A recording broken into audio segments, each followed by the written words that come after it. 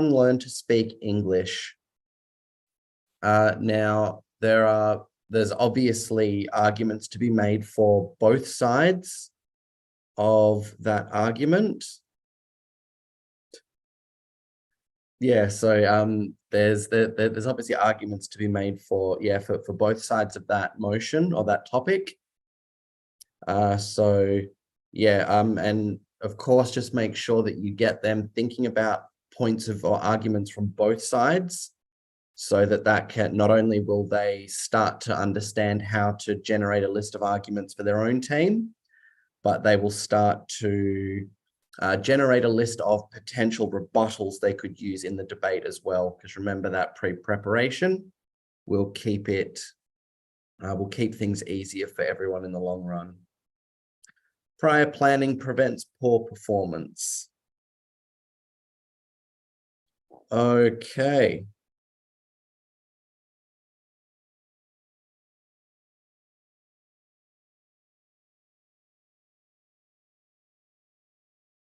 Okay, we can begin. Good morning to our students just joining now. How are you all today? Hey.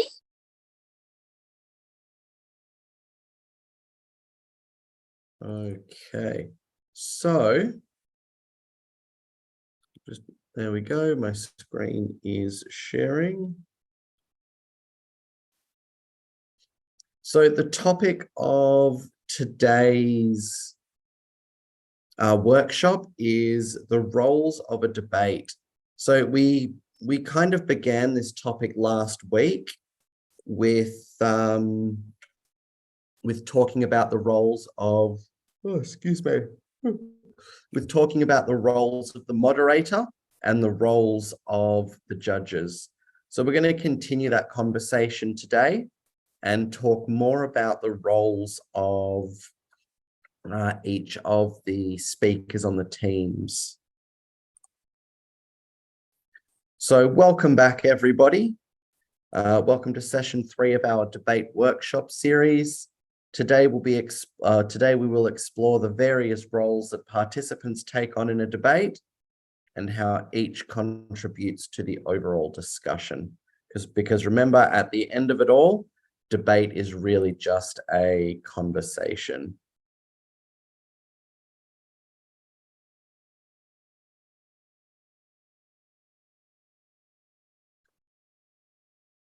Sorry, guys, give me just 2 seconds.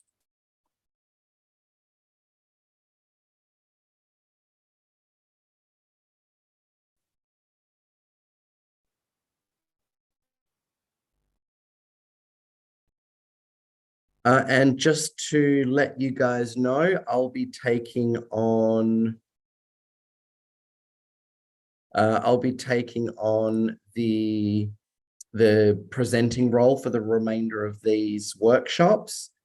So we were lucky enough to have Miss Sophia for the first 2 weeks, but her availabilities, unfortunately, she's a very, very in-demand girl and everybody wants her attention. So I'll be taking these workshops for the remainder of the 6 weeks. So an overview of the debate roles. So there are 6 primary roles in a debate, and they are the 6 speaker roles that we see listed on screen. So we've got the first proposition and first opposition, second proposition and second opposition, and the third proposition and the third opposition speaker. Now, I haven't listed the reply speakers in this list because the reply speaker will be any of the first 4 roles here, and either the first or the second speaker from either team will be the reply speaker. And I'll go into a bit more detail about why that is later on in the presentation.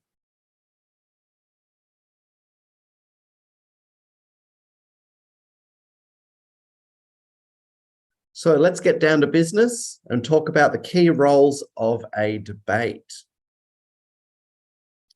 So each speaker in a debate has a specific role to play in order for their team to earn the victory. understanding the part that you play is essential for effective debating and to put forth the strongest case your team can possibly put forth.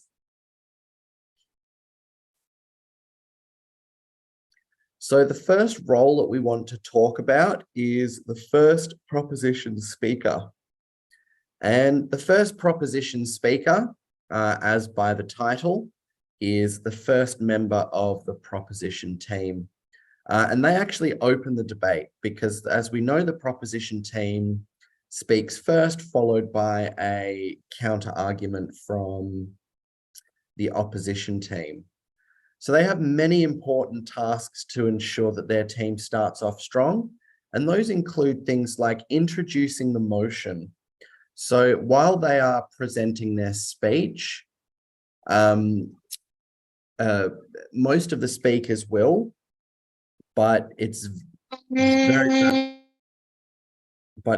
very important for the first proposition speaker to introduce the motion so that everybody knows, number one, which side of the debate the proposition speaker is on, and two, which side their arguments will be defending. Number two is they need to define key terms. So because there are many ways to interpret any motion or any topic of debate, the proposition team need to work out what their line of attack is, and then they need to define it so that the judges and the audience know exactly what they mean when they introduce the motion, and exactly what their which point of view their arguments are going to be defending. And the final thing that the first proposition speaker needs to do, they need to set the stage for the proposition team's case by delivering their main arguments and supporting evidence. So because pretty much every other speaker has somebody to rebut against during their speech, the first proposition speaker needs to focus on delivering the strongest arguments of the proposition team and all the best evidence they have to support those arguments, because obviously they don't have anybody to rebut against. So they need to make sure that the arguments they deliver are the strongest, because they get the chance to speak uninhibited and not having to worry about rebutting. So they just present arguments and make their team's foundation as strong as possible. So down the bottom here, they play a crucial role in establishing the foundation of the debate, because of course, once we know what the proposition team are arguing, we already have a better idea of what the opposition team will be arguing against. So are there any questions about the first proposition speaker before we move on? No. Terrific.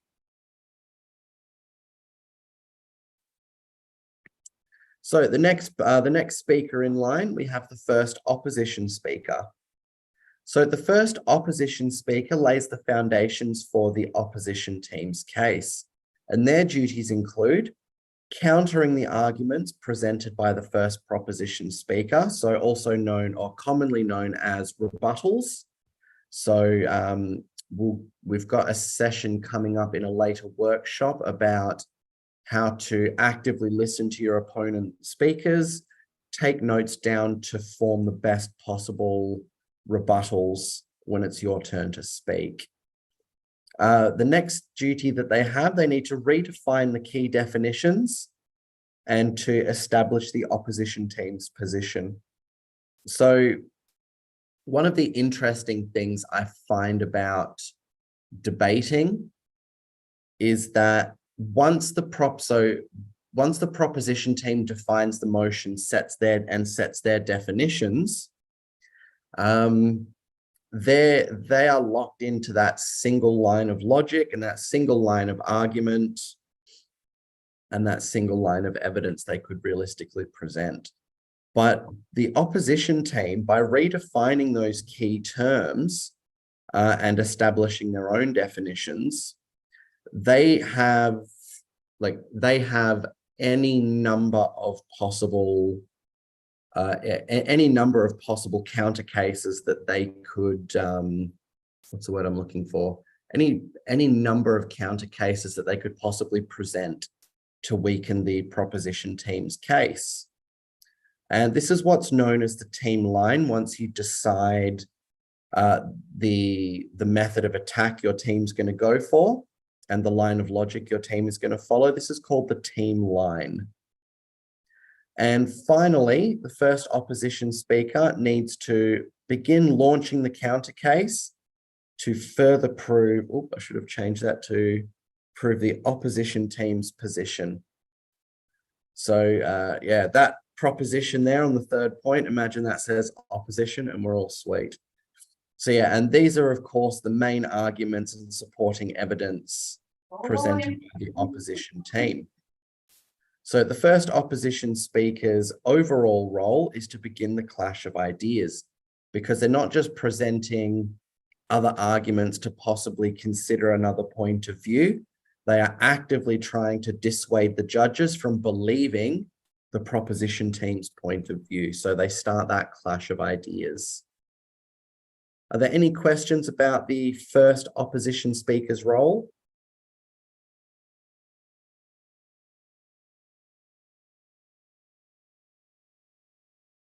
Fantastic. Okay, next, guys, we move on to the second proposition speaker. And the second proposition speaker builds on the case presented by the first proposition speaker. Their duties include rebutting the arguments made by the first opposition speaker and providing additional arguments, evidence, and examples to support their team position. So as we discussed with the first proposition speaker, it's their job to lay out the line of logic the entire team's going to be following and the main arguments. So now once that's happened and it's the second proposition speaker's turn, any arguments that they present want to aim only to strengthen the arguments made by the first speaker. So you want to try and keep them closely related whilst also expanding the overall scope of the arguments that your team is presenting.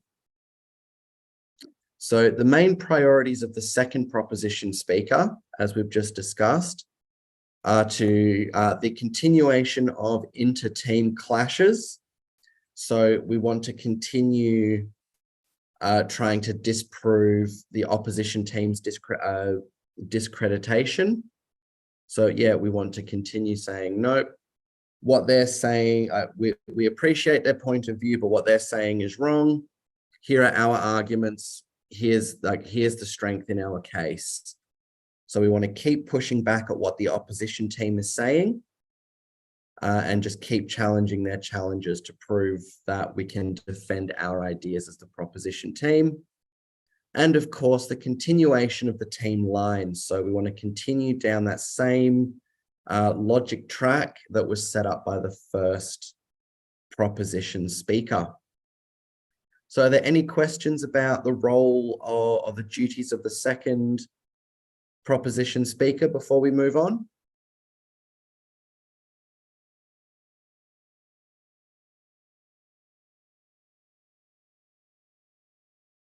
Okay. So next we move on to the second opposition speaker.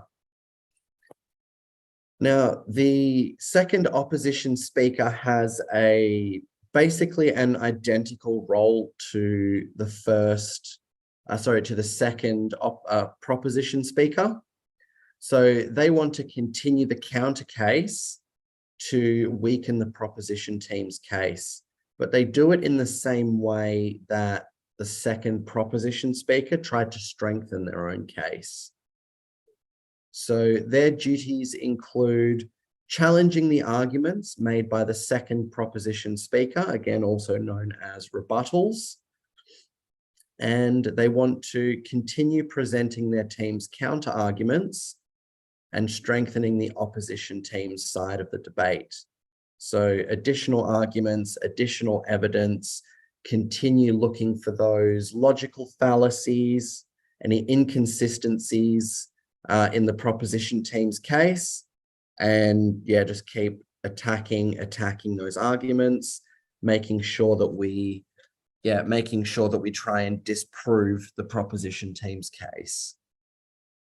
So the main priorities of the second opposition speaker are the continuation, again, of the inter-team clashes and the team line. Do we have any questions so far?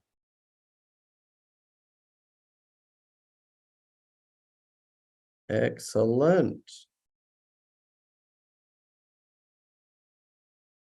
Thank you, Lily. Okay, so next we move on to the third proposition speaker. So the third proposition speaker summarizes the key points of the proposition's case. Their duties include countering the arguments made by the second opposition speaker. So again, rebuttals. They want to continue on by highlighting the most persuasive arguments and evidence used during the proposition team's speaking time. So with this second point here, the third speaker, so during the debate, we know that there will be a lot of arguments presented, evidence presented to back those arguments up. There could potentially be a lot of points of information, lots of clashes happening. So with all of these events happening, and then you remember that you've got a double act because there's two teams, the judges are going to be absolutely hopeless to remember absolutely every detail of the case. The case is presented by both teams. So in an effort to help the judges remember the strongest points put forth by the proposition team, the third proposition speaker wants to highlight the most persuasive arguments, so the best arguments their team has presented and the evidence that supports those arguments. They want to just remind the judges of those points because those points will help make your case as strong as possible. And of course, if we can help the judges remember those points that have been made, then we can, we stand a better chance of winning the debate by reminding them of the strength of our arguments. And number three, we want to make a persuasive closing statement to attempt to sway the judge's decision in the proposition team's favor. So yeah, with that, those closing statements, if you think about, if you think about a lawyer in a court of law, when they make their closing statements, that's when they really try to invoke not sympathy, but they try to invoke, what's the word I'm looking for? Sorry, brain fuzz this morning. They try to, I suppose really, they try to invoke either an emotional or a mental response from the judges. It's just something that helps the judges remember their team's position above anything else. So yeah, we've heard the arguments, but once more, they'll state their team's point of view and just say something about, you know, this is the right position to take on this issue. Just something to say that they try to cement the judge's favor, or cement the judge's decision in their favor. So the third proposition speaker's summary, as we've just discussed, is important because it reminds the judges of the most important information from the proposition team's case. Because again, the judges They hear a lot of information, a lot of arguments, a lot of evidence. And as much as they try, it all just kind of starts swirling around into one big haze of craziness in their head. So that's why during all of the speeches, things like signposting is so important. Because if you're saying, okay, my first argument I would like to present is, okay, this is the first argument. And moving on, my second argument is, it helps the judges to attempt to compartmentalize all of that information. And then so the third proposition speaker, if the rest of the team have signposted, if the rest of the team have signposted their arguments correctly, that should make the third proposition speaker's summary that much more effective, because of the judges should have an easier time of calling back to those arguments that have been made.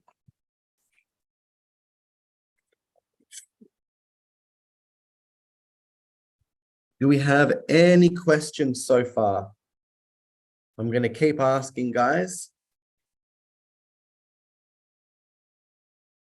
Thank you, Lily. Since we're tired, I think Pardon, Rosa?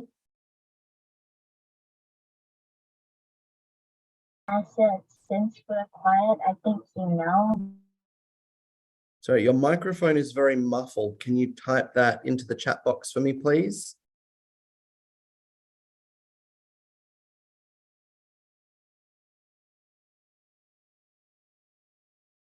Sorry, guys, just give me 2 moments.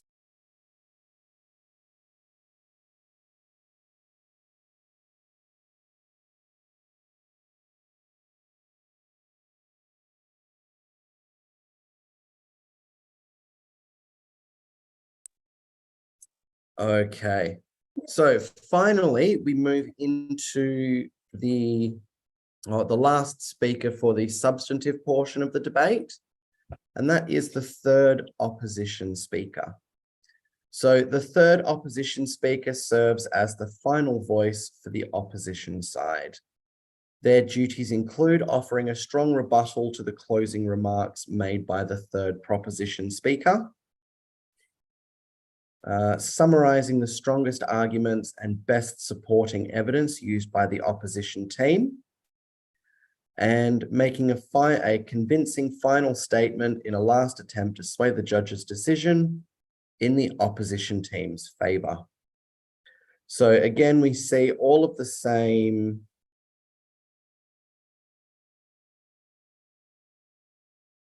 sorry guys, I've gotten a question here. If you are confident in addressing your speech in class,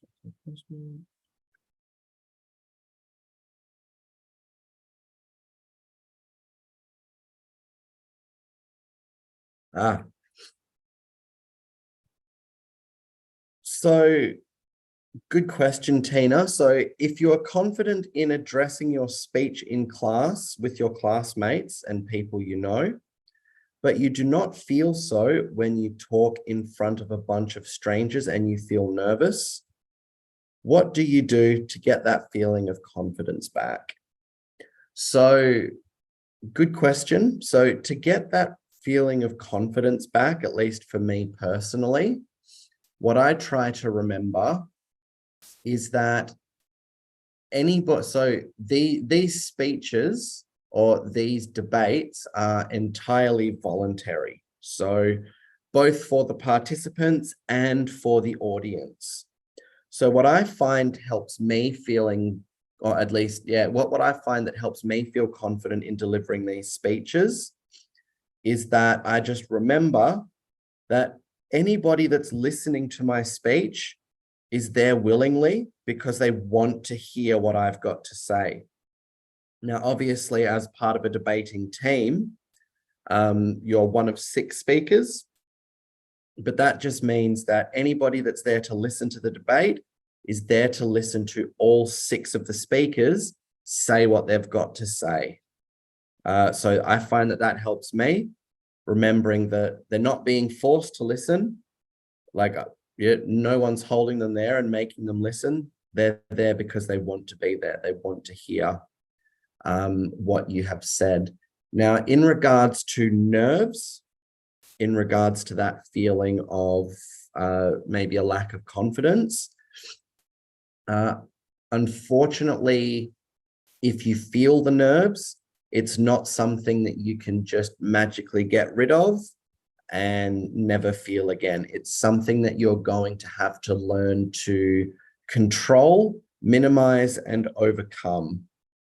So, and I find the best way to do that is just to make sure that my breathing is as shallow, not shallow, sorry. My breathing is as controlled as possible. Because at least I find personally that, because I feel many of these things. So I always try and remind myself, yep, these people are here to listen to what I've got to say. So that helps me to get started. And then controlling my breathing, I find helps me keep going, because I notice that I'm great when I start, but as soon as I feel like, as soon as I notice or feel that something goes wrong, I'll catastrophize it in my head. And then from there I'll go, oh, okay, yep, one mistake. And then that I'll just find that tends to snowball. So if I can control my breathing, I can control everything else in my speech. So yeah, I just focus on my deep, steady breaths, and I just make sure that I deliver my speech at a calm, steady pace. So it's just trying to keep on top of everything to make sure that the nerves don't get the better of you. Got a question here from Lily. If you forget everything, would you make it up or be quiet? So I'll answer that question specifically for debate. So depending on the kind of speaker that you are, you would either have a list of bullet point notes that you could go back to. And I find little techniques like, so when you hold the cards or the paper, whatever you've got to help you with your presentation, I've found that also whenever you hold the paper, normally you'll have like 4 fingers at the back and the thumb grips it at the front. I usually find a little technique that helps me keep track is, this is going to be a terrible example, but let's just say these 4 fingers here are bullet points on a piece of paper. So argument 1, argument 2, argument 3, argument 4. I find that as I'm holding the paper, as I'm reading, I'm going to pull my fingers out of the way. I just find that if I keep my thumb in line with the argument that I'm up to, so as I'm reading argument 1, I'll make sure my thumb is there, so that if I do get lost or get nervous and I forget what I'm talking about, I can just look at my thumb, look at the information that's next to it and go, oh, that's where I'm at, and I can keep going. Once I move on to argument 2, I might do like a little shuffle with it, move the paper up slightly. So now my thumb is around the information for argument number 2. And I find that just by using little techniques like this to keep track of where I'm at, I find that to be a lot easier. Or I find that makes giving the speech a lot easier, because if the nerves do take over for a second, I can just go back to my breathing, refocus, look back at my page, see which part of which argument I'm up to, and then I can get on with it. The other method of preparing a speech, some people, a debate speech, some people will write the entire speech out word for word. And either method is okay. Some people work better. Yeah, some people work better with a fully typed out speech. Some people work better with individual dot points that remind them of what they've got to talk about. Either way is fine, whatever works best for you. But in a debate, generally, you would not go into a debate unprepared. You'd always have some form of notes. So hopefully you wouldn't forget everything like that. But definitely don't make anything up. If you if you know it's not true. And actually, an extra to that would be if you know it's not true, or if you don't know if it's true, don't use it. So don't make anything up, just make sure you're organized, or you've got your notes there ahead of time.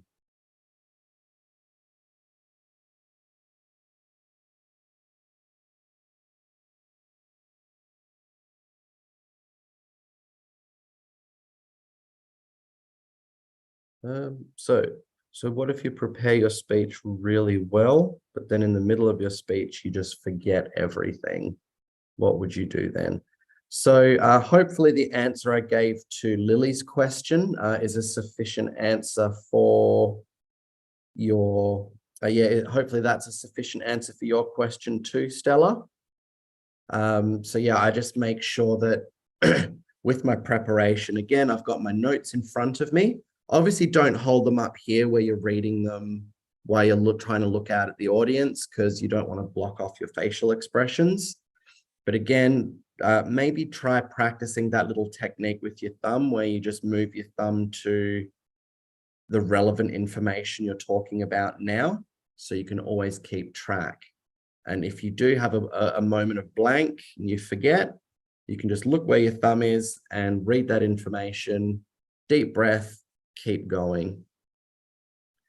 And as well, I'm not sure if I've said this to you guys before, but Mike Tyson used to be the best boxer in the world. He has this great, so he has this great saying, and while in this sense it's not literal, I still find it quite relevant to this question, is that everybody's got a plan until they get punched in the face.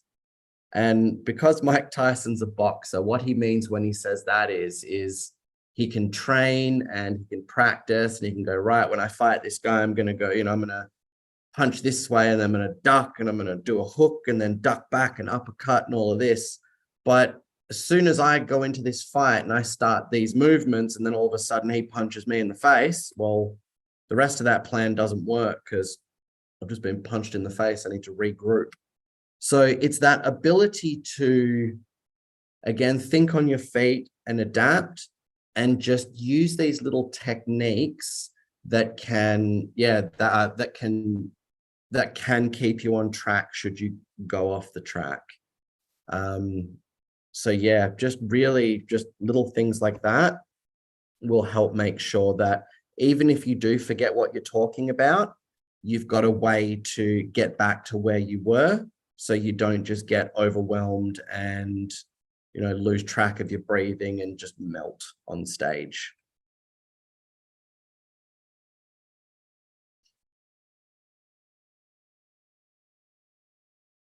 Baudouin has a question. Can you still discuss with your team during the other team's speeches? Yes, but no. So you can speak to the active debaters on the team. So if you're part of a team of 5 and you have 2 reserve debaters that are there watching, you cannot speak to the reserve debaters, but you can speak to your teammates. So if the 3 of you are listening to the speeches being made, the 3 of you can take notes on what's being said, think of rebuttals, but you don't want to talk to your teammates too much during the other team speeches because you really want to be focusing on listening to what the other team says. To be able to formulate good rebuttals, and as well to formulate points of information to generate clashes as well. So you can, but you want to try and avoid it as much as possible.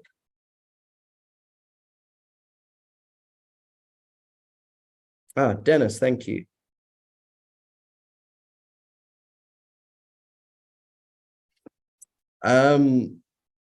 Lily, but what if there were 6 parts? What if you lost your notes? What if you accidentally deleted your speech notes? Woof. in that case, all I can say is I really, really, really hope you have practiced your speech enough to be able to remember it under pressure. Because, I mean, really remembering this stuff and being confident with it really comes down to the amount of preparation you put in. So, for example, if you have, say, maybe I'm just thinking of numbers for comparison here, but if you maybe have 1 or 2 team meetings throughout the week, and then you go off and do your own work, maybe 1 or 2 nights the rest of the week, and you practice it for half an hour to an hour, it's going to be like you won't be confident enough in your speech to present it enthusiastically and well. You won't be brain blank. You won't be able to and it'll really show. But however, if you have maybe 3 team meetings during the week, and then you're writing and practicing your speech the other 3 or 4 nights of the week, and you put in hours and hours, by the time you present this speech, you could get up on stage, you could rip your cards in half, throw them away, and still deliver that speech as if you had those cards in your hand. Or at least the theory is you want to be able to practice your speech until you can do that. Because then again, if you do lose your speech or you delete it, or the other team raises a point that you weren't expecting, they raise a clash or a point of information, then you are able to adapt because you know your material so well that you can move it around whatever challenges are offered and still continue on strong. We're getting some great questions today, guys. Thank you very much.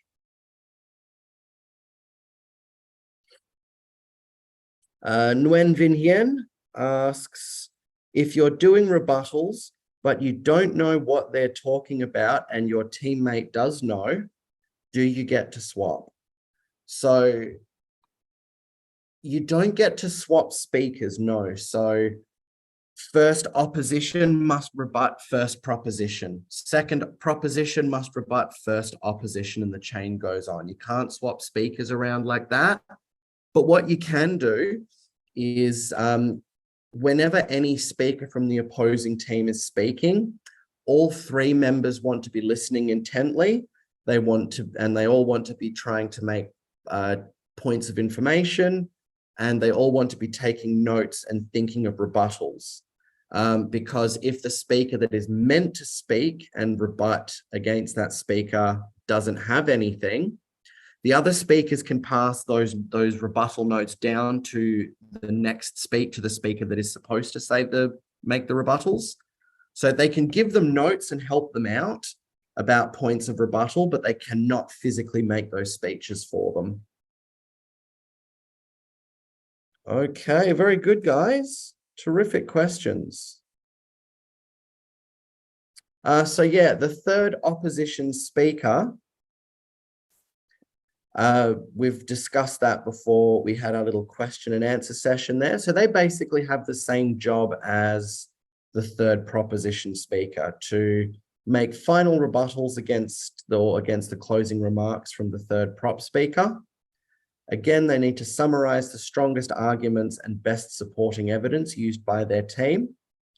And they need to make a final convincing statement in a last attempt to sway the judge's decision in their favor.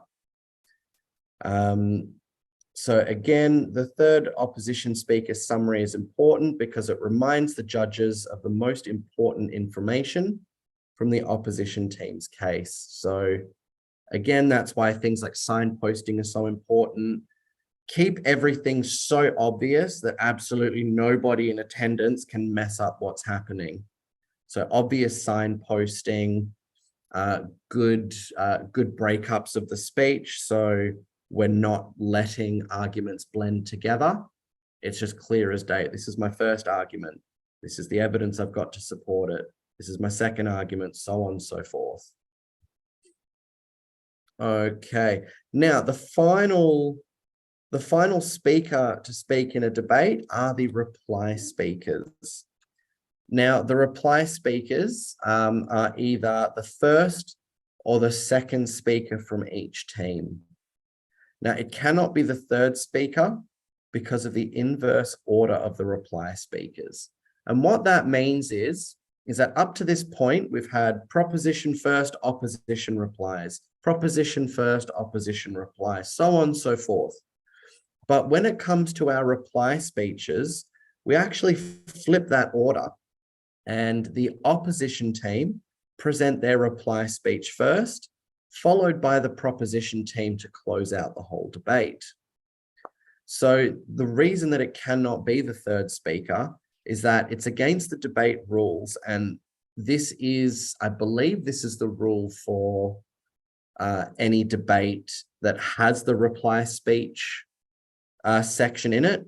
The third speaker cannot present their reply speeches because that means the opposition team would have the same speaker speaking twice consecutively. So it would be third speaker and then third speaker doing reply straight away, and that's not allowed. So it always has to be a different speaker speaking next for each team. And the duties of the reply speaker include summarizing the debate from their team's point of view. So we don't want to just summarize the arguments. We want to talk about what our team did well. Like, did your team, was your team able to come up with rebuttal arguments really easily? And were they very convincing? Good, mention that. Were there lots of interesting points of information raised? Good, mention that. Just anything that you feel your team did particularly well in that debate, that's what you want to discuss. So this is kind of like, this reply speech is basically a self-analysis from your team, so that you guys are like, well, we've performed in the debate. Here's everything we did well. So it's just your last chance to really score points with the judges.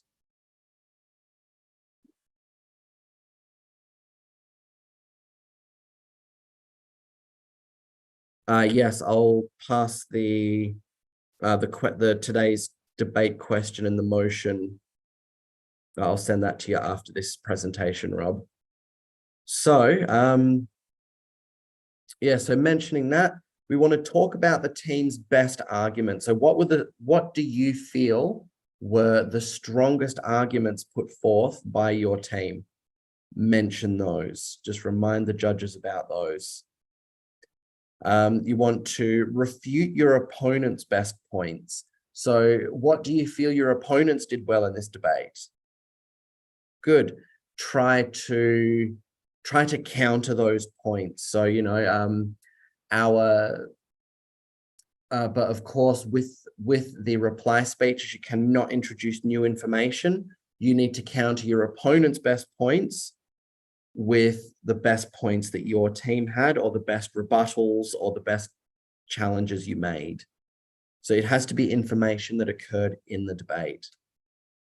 So, you know, for example, our respected opponents made the point that blah, blah, blah, but our team made the point of information to do this, that said this, which discredited that argument. So you're always, again, trying to discredit your opponent, so that hopefully you can make the judges look at your team as the strongest team.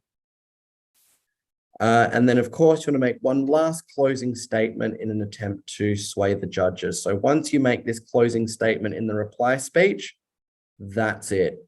It's all up to the judge's decision now. So you need to make sure that anything you want to say, anything you feel can win the debate for your team, if you didn't say it in the debate, you want to make sure you say it in the reply speech, so long as you're not introducing, again, new arguments or new evidence. That's the only thing you cannot do in a reply speech, is introduce new arguments and new evidence. But if there's something that you didn't say in the debate that you want to say in the reply speech because you feel it can win for you and your team, say it in the reply speech. Okay.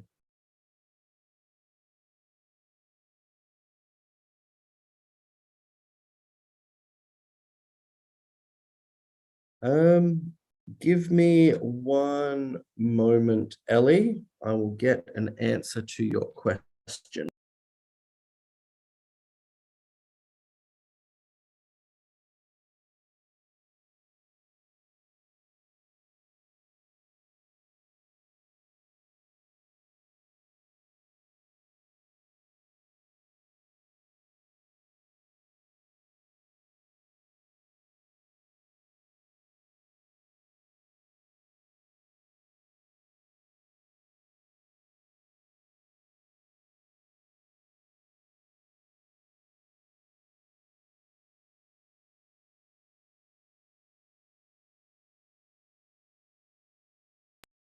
Thank you for your patience, Ellie.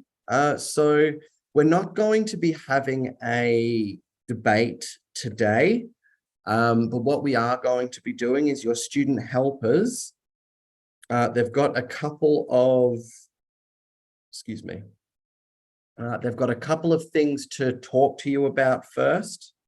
I've briefed them on the topics I'd like them to talk to you about, and then they're going to have a brainstorming session with you. So they've been given a debate topic for this week, and so basically they're going to run you through what it would be like to prepare for a debate. So they're going to have a brainstorming session where you'll all think of as many possible ideas and arguments as you can to support your side of the argument, and also to think of as many ideas as you can for possible arguments the opposing team may raise.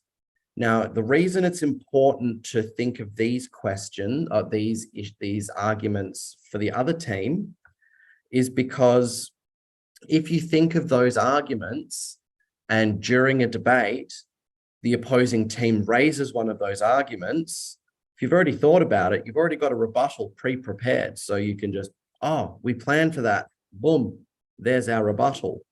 Whereas if you're trying to think of everything on the fly, so just as it's going, listening to them, then you're going to have you're going to have a very, very difficult time if you leave your rebuttals 100% up to on the day. So when you brainstorm, think about arguments from both perspectives, on both sides of the topic.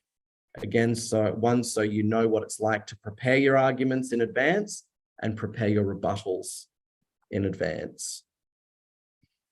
Laman, I still don't understand why the reply speakers cannot be the third speaker.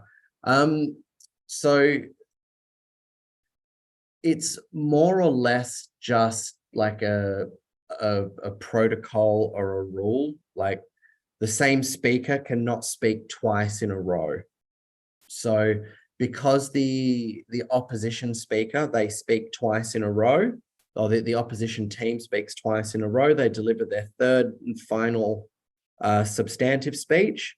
And then after the 2-minute break, the opposition team presents their reply speech first.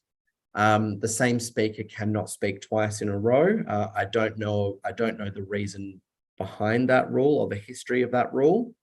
I just know that is a rule of the debates. I imagine it would be to keep the team lineup varied. It could be. It's just my guessing. But yeah, the rule is no speaker can go twice in a row. And because the opposition team has that restriction, I imagine it would only be fair for the proposition team. Sorry, I just read that next question and just went, bleh. So because the opposition team has that restriction, it's only fair for the proposition team to have that same restriction. So the proposition team cannot have the third speaker either, do the reply. No, not even if we can manage. So because the majority, because the majority of debates that have reply speeches have this rule in place, in the NCSN debate tournaments as well. We have this rule in place too. So the third speaker cannot be the reply speaker for either team. Okay, so we're just going to continue on with this question and answer session. So does anyone have any more? Can I open the room yet, Mr. Michael? If you get the rooms prepared, I've got a few questions to answer here. Okay. Then we can begin it. Yes. Yeah. So I just want to tell all the student helper, if you are in the Zoom now, can you make sure that your name starts with SH for student helper, and also if possible put your code SH code in front. So I see a lot of you do very well. Some of you haven't got the code. Can you check in your yellow group? You have the code there, right? If you don't have, then message me. Student helper, each of you should have a smaller yellow group with 3 students. So can you text in that small private yellow group, tell them that if you're coming, then what is the name, so that they can find you easier. Yeah. Thank you. Thank you, Ms. Duck. So if we cannot hear the reasons to rebut, what will we do? So one of the good things about a debate for the opposing team is that each speaker needs to make sure that they are heard by the judges. So it is very fair to assume that if the judges cannot, if the judges cannot hear the speaker, they can't score the speaker on a lot of things like content. They'll mark, or they won't get a very good mark for style either. So it's in the speaker's best interest to be able to be heard. But I suppose if they really are that quiet that you can't hear them, the best thing to do would be to raise a point of order, which is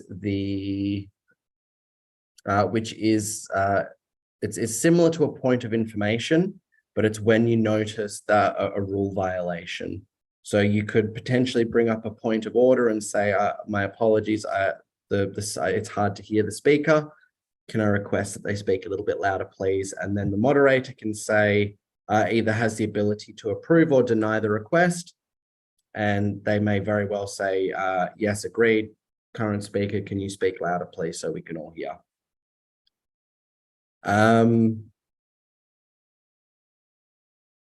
The other thing I would suggest is if you are debating over Zoom, turn on closed captions so you can get subtitles what everybody's saying if you can't hear it too well. Ruby, if when you're thinking about the rebuttals, you don't know what the other team is talking about, but your teammates know, what do you do? So if you're unable to think of a rebuttal against it, that's why I suggested earlier, all team members should be actively listening to the current speaker, and all team members should be trying to think of rebuttals. So that way, if you, so that way, if you are unable to think of any rebuttals to write down, your teammates, fingers crossed, one of them will have thought of some good rebuttals, and then they can just pass you those notes, and you can go on and speak about those notes and deliver that rebuttal in your substantive speech. The other thing to do is, the other thing to do is, like I also said before, put in the time and the effort while you're brainstorming and planning think about as many possible arguments that your opponents could use against your case. Think about those things while you're planning your arguments and your case for the debate, because if you think about those things, you're able to counter those, or you're able to think of counters to those arguments.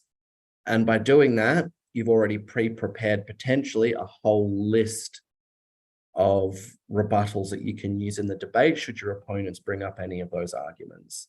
Now, it very well could be the case that you could think of an entire list of rebuttals and not a single argument that you could rebut in that list is used by the opponents, and so be it. It just means that you've taken the time to learn about this and you now have a much better understanding of the issue as a whole. Or it could be that you luck out and every single argument that you guys think a counter argument you think of to rebut, they could use it, and therefore you don't really have to think of any rebuttals during the debate because you've already done it beforehand. Or it most likely will be somewhere in the middle.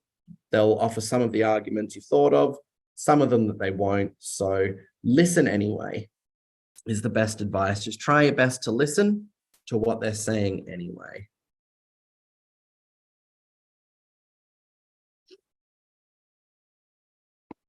If you have a speech that's exactly the same as the opponent, what could you do? Marks, yes, you can. Hopefully you already have, but yes, you may. So if we have a speech that's exactly the same with the opponents, what should you do? So it would be like something like a 1 in a million to a 1 in a billion chance that would happen, Lily, because your opponents are presenting the exact opposite side of the argument that you are.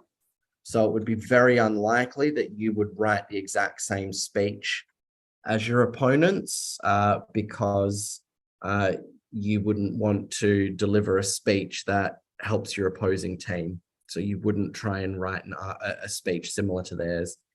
However, if you do find that you've written a few of the same arguments, again, you don't want to present any arguments that are against your team's point of view. So if you have written arguments that are the same as your opponent, use them as rebuttals. Because again, if you've pre-thought about them, it gives you more time to think of counters to those arguments. So if you've thought about the arguments that are in your opponent's best interests, think about rebuttals to those arguments. Oh, your teammate. All right, so that's why meeting with your team is important. Team strategy is important. So have as many team meetings as you are able to while preparing for these debates, because the first thing you guys should do, which is something that the student helpers are going to go with,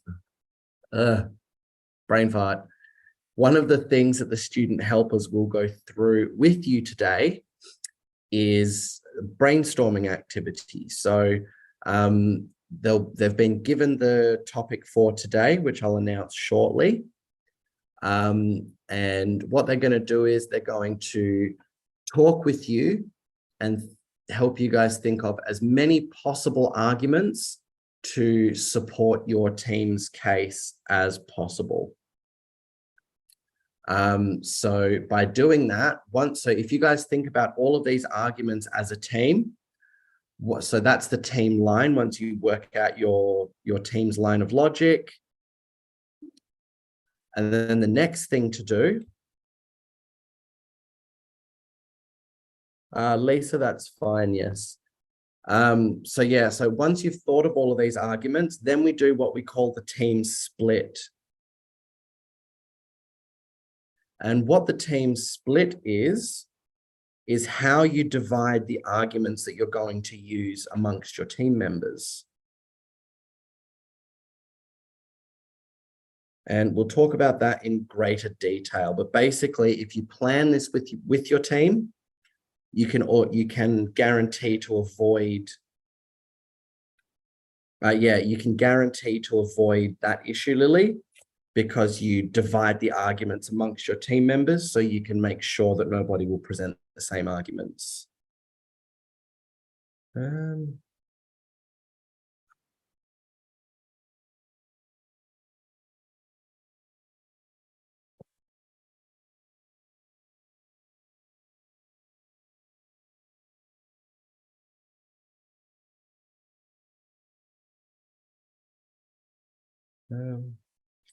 So Lucy's asked, what will we do in reply? Do you mean in the reply speeches?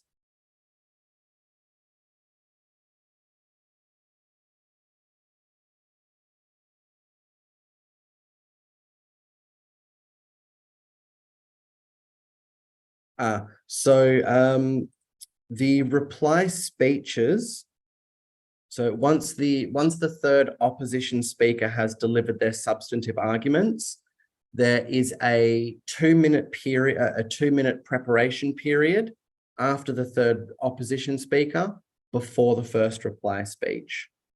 So each team gets that 2 minutes to think back on the debate, look at what they did well, and prepare their reply speeches.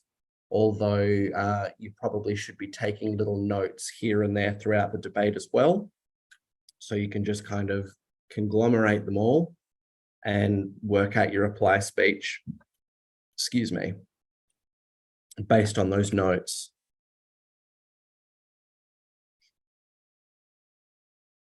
Okay, so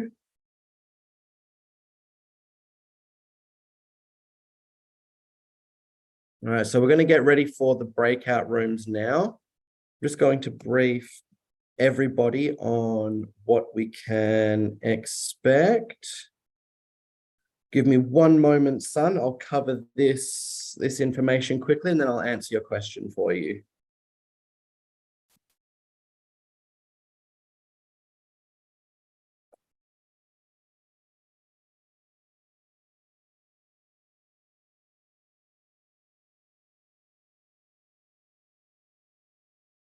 Okay, so the two topics that I would like your student helpers to discuss with you today in the breakout room, and maybe spend 10 minutes tops on each. Yes, spend about 10 minutes tops on each subject at maximum. So if you only need to talk about them for less than 10 minutes, that's perfectly fine. Move on to the next thing.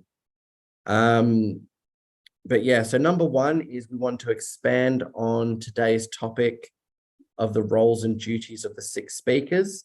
So if you have any questions in regards to what each speaker is supposed to do for their team, ask your student helper and they'll talk about that with you. And number two, we're going to be introducing this, you guys to the Teal or the Peel paragraph structure. And Teal and Peel are basically the same, or they are the same thing. It's just T stands for topic, P stands for point. But besides those two different words, the structure is identical. And that's going to be the topic of next week's workshop, but we just want to introduce it to you now, just to give you a bit of a basic understanding of it.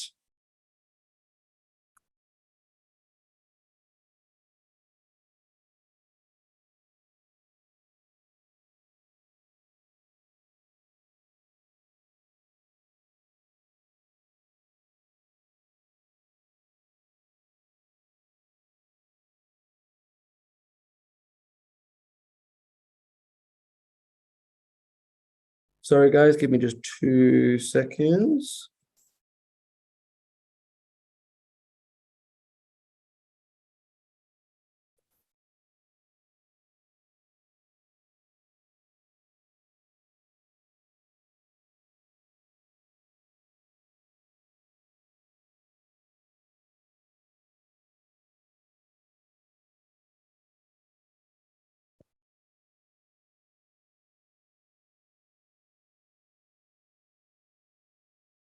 Okay. And so, yeah, so like I was saying, the student speakers no more than 10 minutes on each of these topics.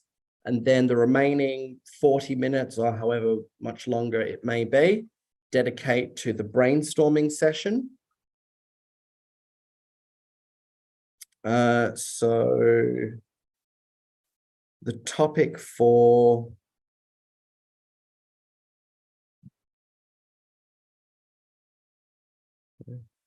got it in here somewhere.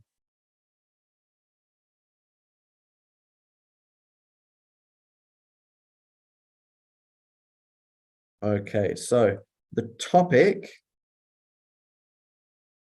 today's topic for the brainstorming session will be, should everyone learn to speak English?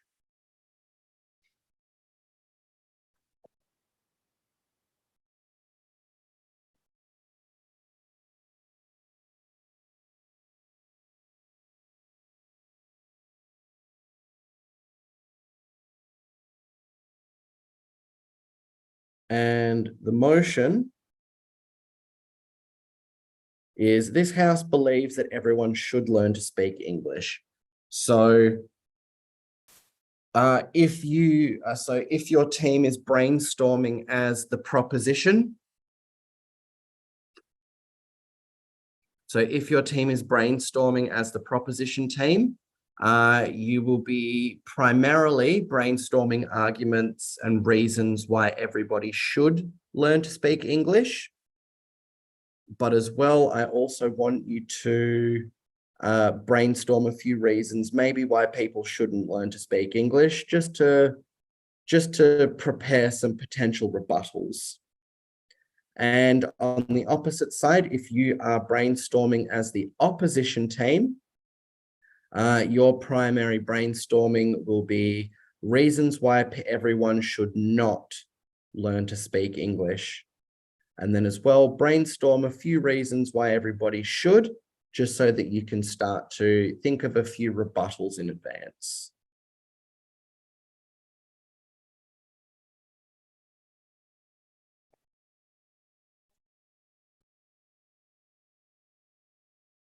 Okay, Sun, what's your question?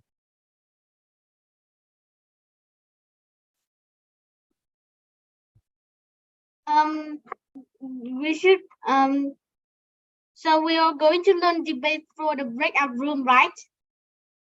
Yes, so today's activity, so everything we do in the breakout rooms and in these lessons is designed to teach you more about debate. So by the end of the 6 weeks, you'll be able to participate in the tournament. Okay. Is it okay? I open the room now, Michael? Yes, Okay. Ms. Doyle. Now, student helper, I just confirmed the room I opened because some of you joined late, all right? If you don't see it, it's okay. You can, stay in the main room and then maybe join a room later because I cannot add room after I open, right? So I just confirmed I have open room for Mark, SH13, Rolf, Max, Winston, Anne, Jenny, and 34, 25, Rosa, Kelly, number 4, Felix, number 9, Lucas, number 11, Grace, number 15, Jennifer, number 19, Alice, number 18, Harry, number 35, Ruby, number 37, Max, number 44, Emily, Victoria, B, Bella, and number 2, Hams. Right, I think that more than enough. So those of you, there are 2 groups here. Number 1, if you're SH, you student helper, but you don't have the name, stay in the main room, then I will allocate you to join another room. Or you can do in the main room, yeah?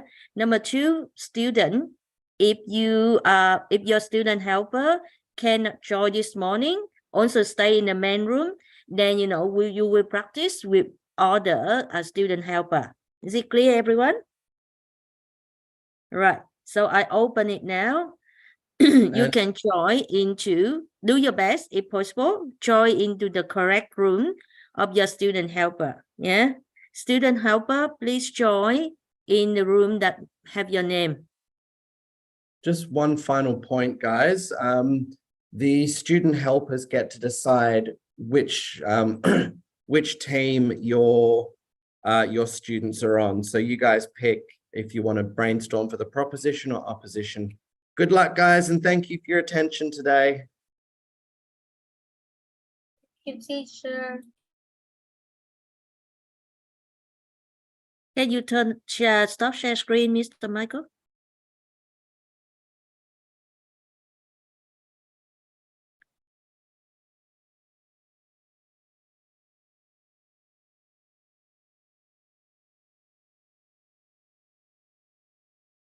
All right. If you don't see your student helper name, that's fine. Stay in the main room.